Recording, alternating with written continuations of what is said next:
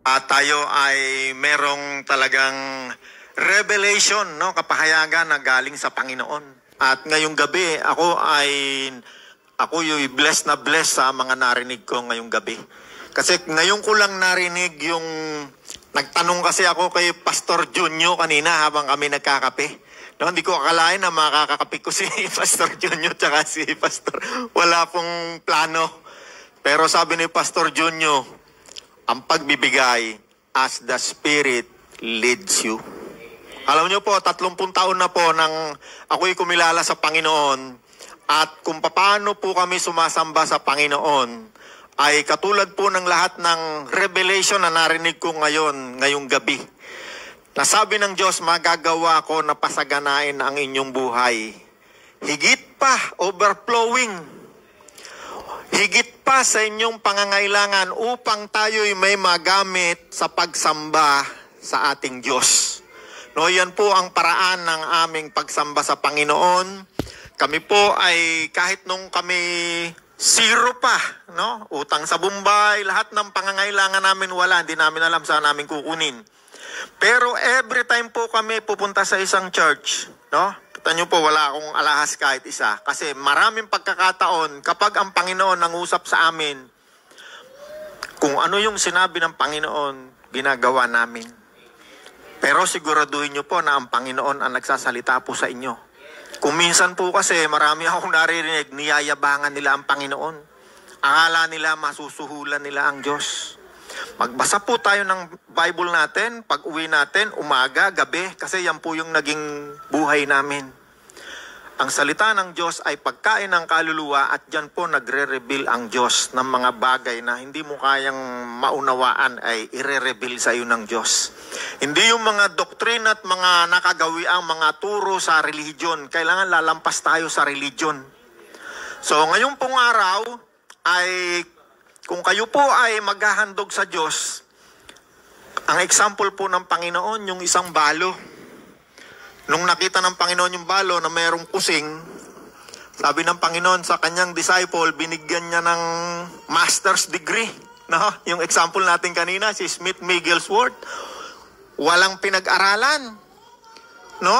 Kailangan po tayo'y may puso na pag tayo'y nagbibigay sa Diyos, kailangan po masaya ang puso natin, hindi napipilitan lamang. Sapagkat mahal ng Diyos ang masayang naghahandog sa Diyos.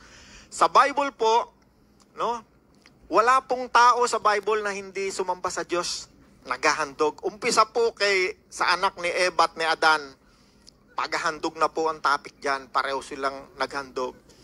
Hanggang yung pinakamayaman sa silangan na si Job, kung kilala nyo po yun, ang kanya pong gawi, maghandog. Wala po ako mabasa sa Bible na hindi sila naghahandog sa Diyos. Kasi ang paghahandog sa Diyos ay isang pagsamba sa Diyos.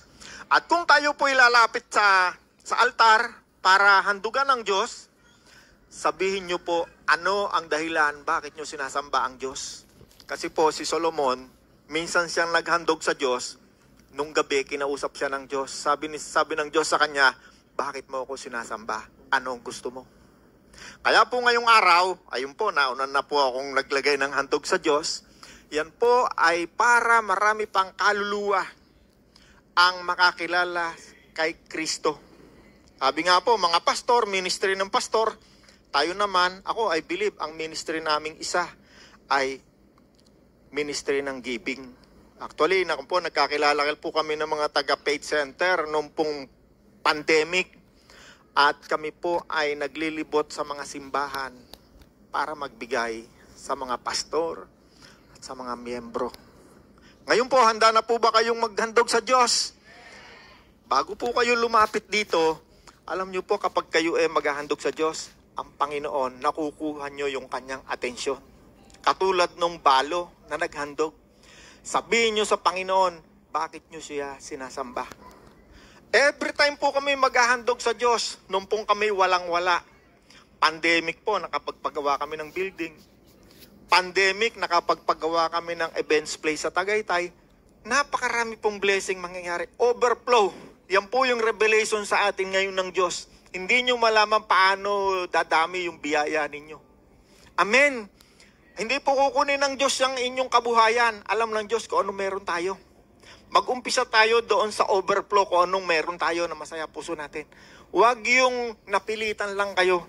Huwag po. Amen po. So ngayon po, sige po, tayo po tayong lahat.